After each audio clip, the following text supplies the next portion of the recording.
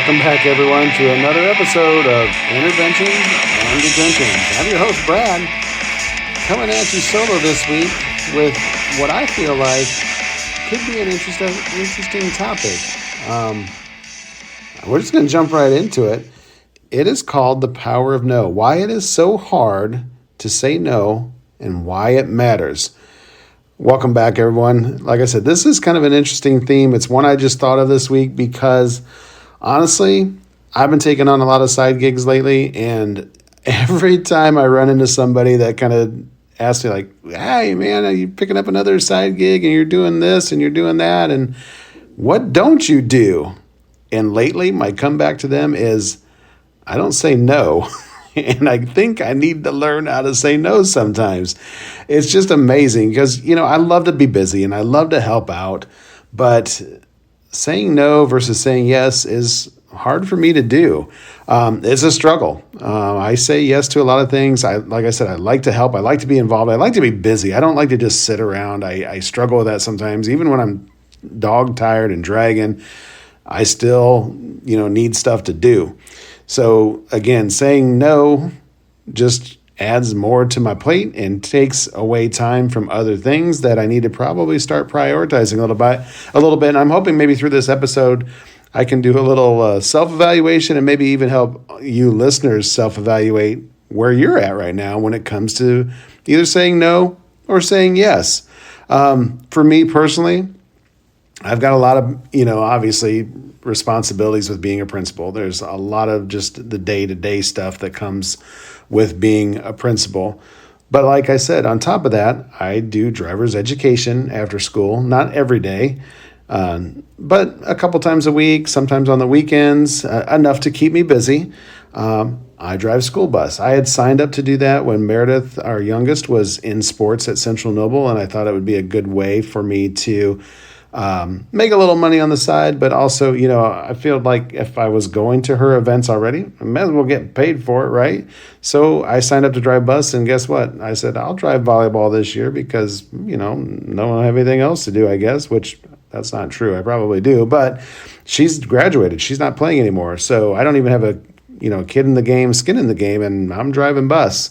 And I've actually gone on and jumped into some other ventures of just helping out from time to time, either bus driving or just whatever.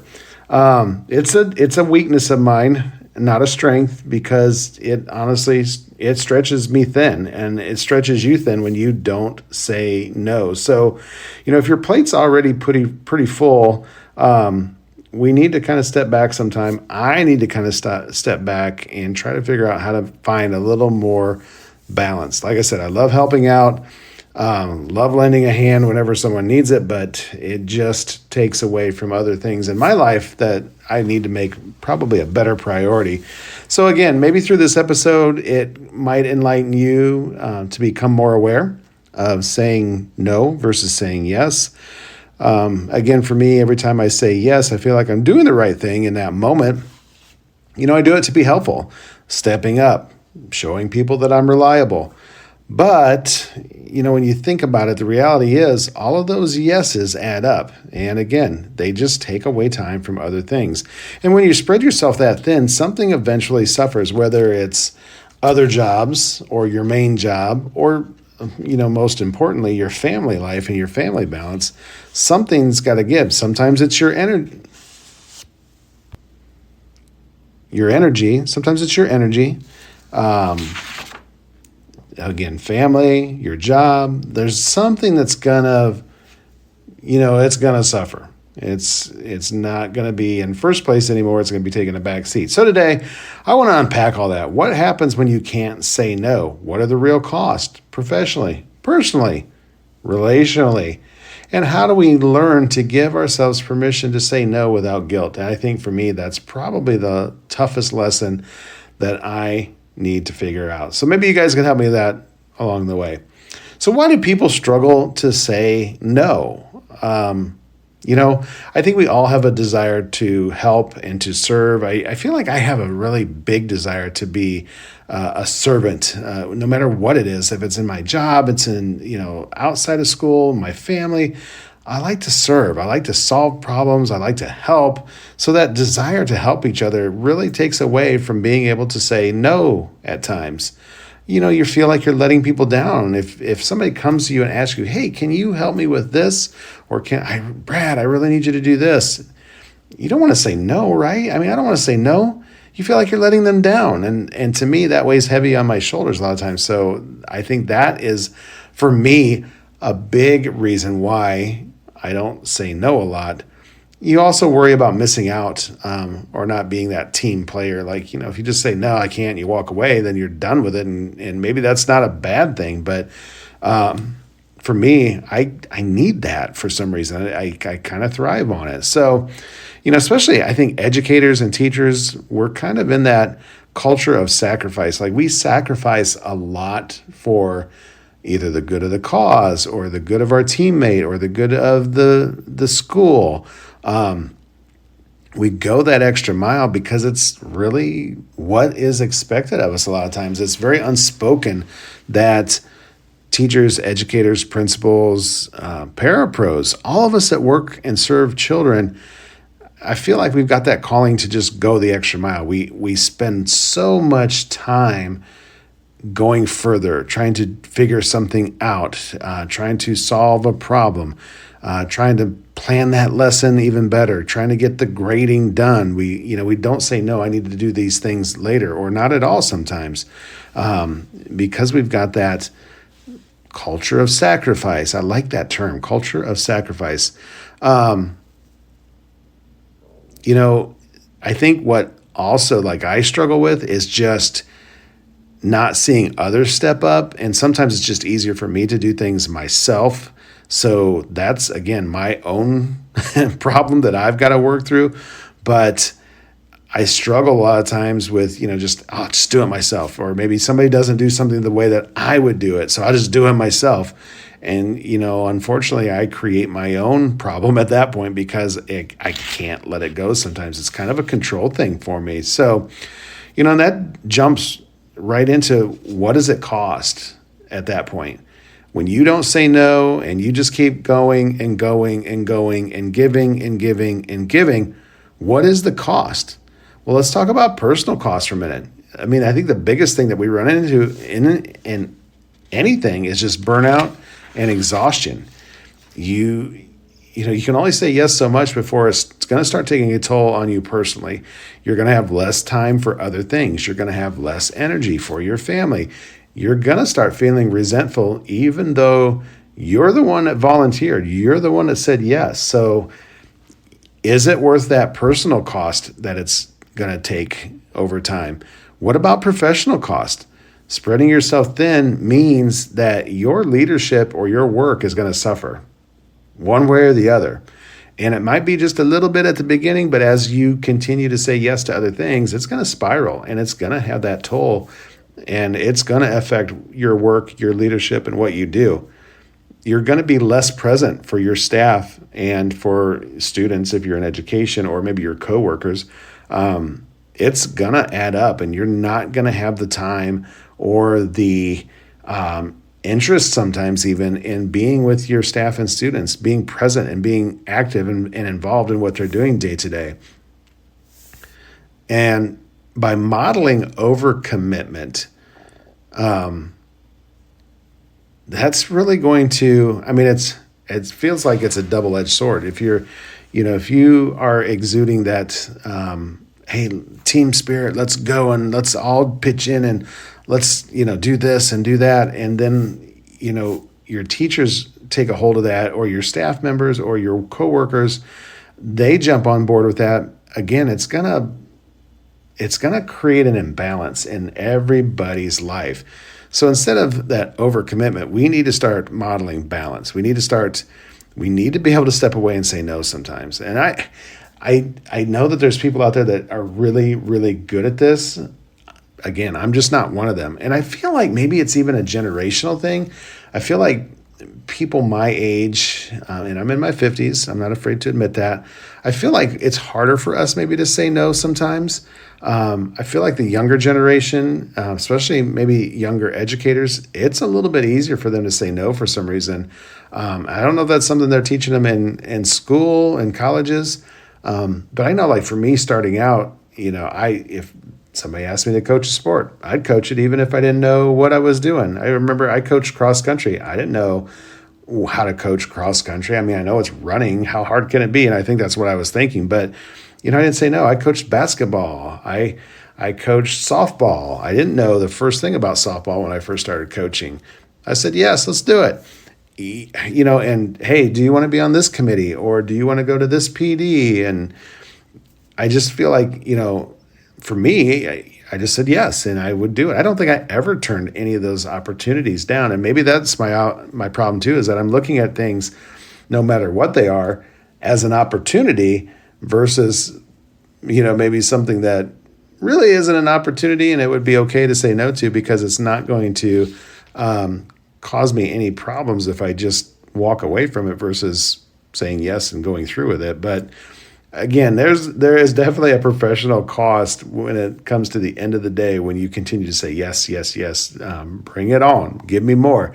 I think one of the most important costs and one that really cause a lot of hurt is your relational cost. Like, what is it?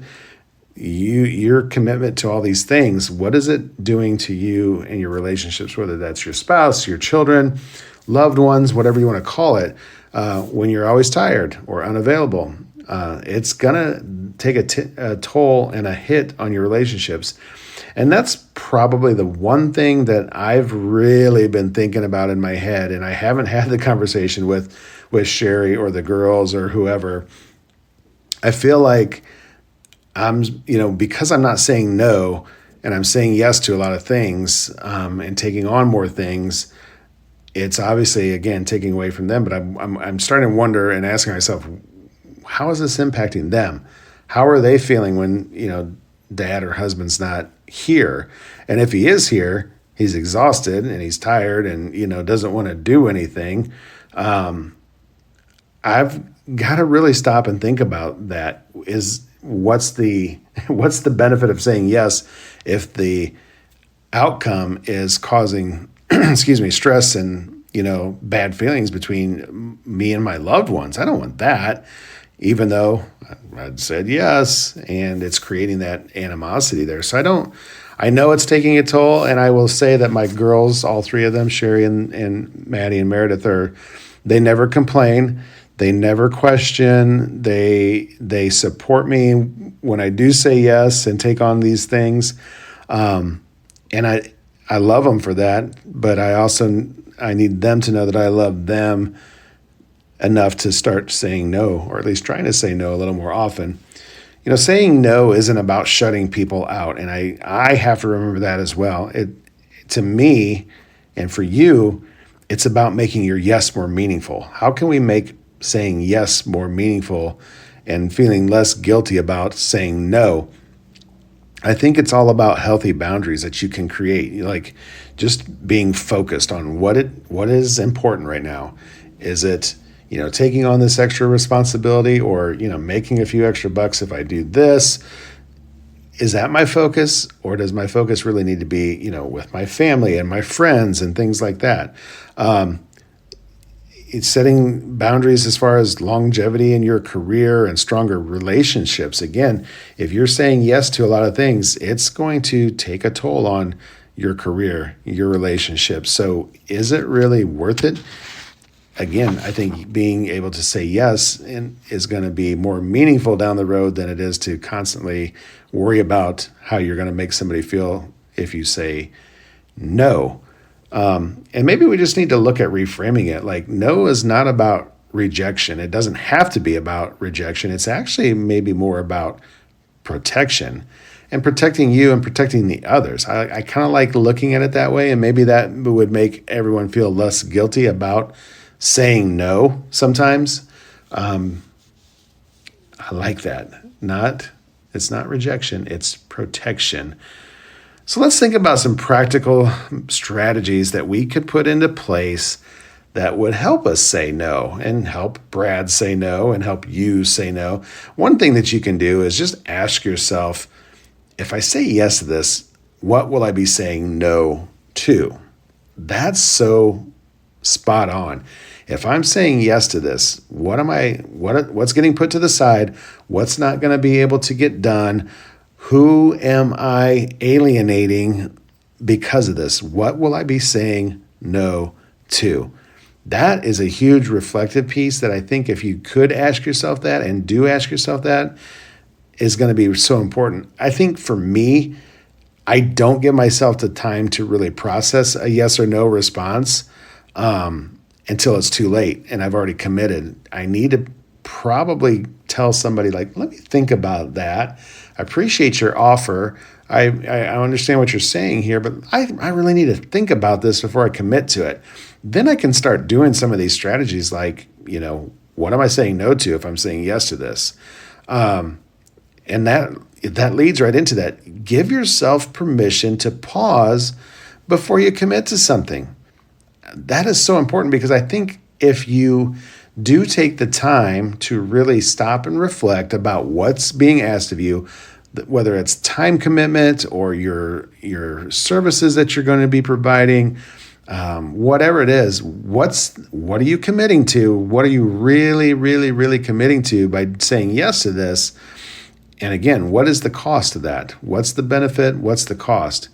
Being able to use a soft no, like for example, I'd love to help, but I don't have the time right now. That sounds great, but I can't give it the energy that it deserves. I think those are really, you're not saying no with the word no. You're saying no by giving a little more rationale, actually. And it's not that you're making something up. You're being totally honest. I just don't have the energy right now. I just don't have the time right now. I don't have the extra time to commit to this. I love that strategy, and I think that could go a long way too because it takes away from feeling guilty of just saying, no, I can't do it. But again, it gets the message across, and I think people will honestly respect those kind of answers that you give them. I think as leaders, myself, other principals, even teachers, we need to model this for everybody. Being able and allowed and feeling comfortable to do that, to say no when it comes down to it, and to give rationale for why you're saying no.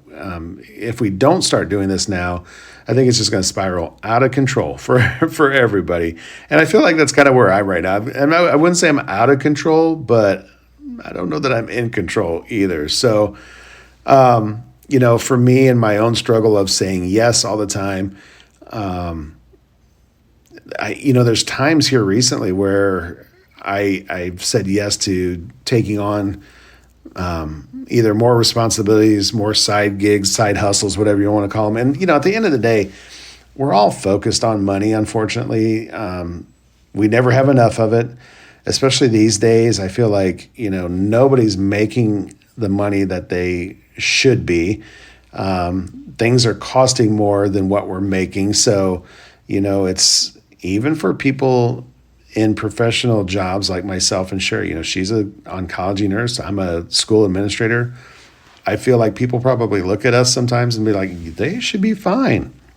And we're fine. I'm not saying we're not, but there's times where, would I rather have more money in my bank account? Absolutely. So what do? You take on jobs and you try to, save that money by taking on those extra jobs. So I've got to come up with some ways to, be able to take on some of those gigs, but not maybe to the level that I have been lately, because again, it's causing problems other places that I'm not sure that I'm seeing yet, but I think those seeds are probably there. I need to start saying no.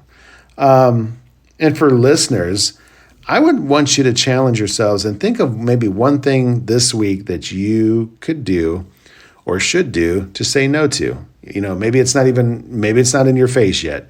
Maybe it's coming up. But I think as the week goes on, take a moment.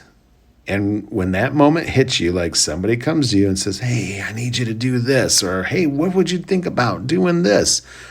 Take that moment, give some reflection, and give yourself permission to pause before committing. I love that phrase, give yourself permission to pause, because when you do that, I think you're going to be able to get to that real answer that you want to give before the one that you feel like you want to give. And that, again, that just giving you that permission to kind of reflect and make sure that, is this something you really want to do? And reflect on what saying no might open up for you. Just in a sense of time and having time to devote to your loved ones and other things when you're not doing something else. And again, for me, a lot of it is the money motivation, just being able to have a little, extra income coming in is easy to say yes to. But again, what is that price that you're really paying for that extra income? Are you really gaining enough out of it to make it worth your time and your effort that you're putting into it? All right. I feel like this, I don't know that I answered anybody's questions here as far as being able to say no.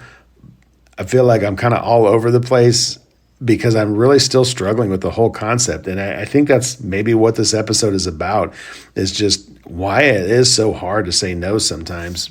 Again, some people can say it and walk right away. And I wonder how they do that sometimes. Like, how do they feel? I need to have somebody on here who is a no sayer all the time and just maybe get their rationale, their thinking. Like, how do you do it? How do you just walk away and say no? Because I can't do it. But I'm going to try to get better. I'm going to challenge myself through this episode. Try to find a way to figure out how I can be a little more assertive and just say no. Let's just go back to that campaign from the 80s. Just say no. Nancy Reagan would be very proud of me tonight, I think. So let's jump into some rapid fire questions because, it's interventions and detentions. And no matter what the topic is, we're still going to have rapid fire questions. They're my favorite. Here's the first one. Have I ever regretted saying yes to something? There was an example that comes to my mind right away when I was probably first year out of high school in college. A buddy of mine had like a lawn mowing business, and he did it by himself, but he said, hey, I could use some extra help. I'm like, yeah, I'll help you. And this dude is a worker, and he worked my tail off. And I did it for one day, and then I got really sick. And I don't know if it was because of the job, the weather, whatever. And he was wanting me to work. And I'm like, dude, I can't work. My throat's sore. I didn't feel good. I had fever, whatever. I mean, to the point that he came to the house to get me, like, you got to work. You said you were going to work. I'm like, I can't work. And thanks to my mom help kind of stepping in, she's like, he is not working. He's done. He doesn't need this job. Thank you, but no thank you. I mean, she was respectful, and I was respectful too. And I appreciated the opportunity, but I should have said no because, I regret that maybe it caused some animosity between he and I. We were good friends. And we still, if I see him, we'll still talk and stuff. But I'm sure he was not happy with me when I took that on and worked like a day or two. And then it's like, no, I can't do this anymore. I should have just said no from the beginning. Like, hey, buddy, I can't help you out, but maybe try so-and-so. They're looking for some work or whatever. It would have been a lot easier. Rapid fire number 2, do you usually decide quickly or do you need time before saying yes or no? Well, I think I talked about this already. I think too quickly and I just jump right in and say yes. Giving myself permission to think about it, to pause and mull it over, telling somebody like, hey, I'll get back to you on that. Let me think about it. I'm interested, but I'll let you know what I want to do, will probably make things easier in the long run. Is it harder to say no at work or at home? Well, I would say both for me, but I don't say no at work very often. Obviously, I feel like, my boss asked me to do something, I'm going to do it. I might push back a little bit, but most of the time I'm going to do it. At home, I'm just a pushover, especially when you've got a wife and two daughters. You're going to do whatever they want you to do. Might not always be on their time or, when they want it done or whatever it is that they're asking of you. But I don't say no very often to my family. There is one time that I say no, and I might be covering that in another question here pretty soon. And if not, I'll come back to it. What's one thing that you always say yes to? My wife. That's easy. I'm going to say yes to her except for one time or for one instance. And she knows what it is probably right now if she's listening. But do you think people respect you less when you say no? I'll admit that's probably in the back of my mind. Like, man, I don't want these people to be upset with me, or I don't want them to feel like I'm, not trying to help them. So that, then they're going to lose respect for me or whatever. I'm sure that is kind of a subconscious problem that I have about saying no. So yeah, I do think they would probably maybe respect me less, even if they really wouldn't. I feel like that's probably part of the issue for me. Here's a simple one. Pineapple on pizza, yes or no? That's a no. I like pineapple and I like pizza, but I don't think I like them together. So there you go. Another quickie. Early morning meetings, yes or no? No early morning meetings, even though I have a lot in my line of work. And I'll take them on one by one, but I wouldn't say I'm a fan. So I'd say no. And I would also say no to end of the day meetings too. You want to have meetings during the day? Let's do it. End of the day, not so much. How about would you rather? Would you rather have fewer commitments with more energy or more commitments with less energy? Well, that's an easy one for me. I'd rather have fewer commitments and more energy. I think everybody would say yes to that. Hopefully, that makes a lot of sense to me. Jumping back to the one thing that I'll say no to my family is getting another pet or another dog or another cat when we already have like 3 in the house. So that's a hard no from Mr. Brad, and always will be pretty much until it's my idea to get one. So anyway, what did we learn today?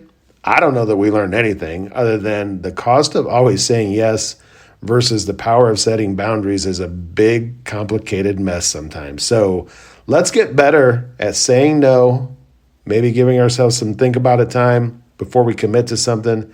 We don't have to say yes to everything. And for those of you that can say no right off the top of the dome, congrats. I wish I was you, but I can't. So,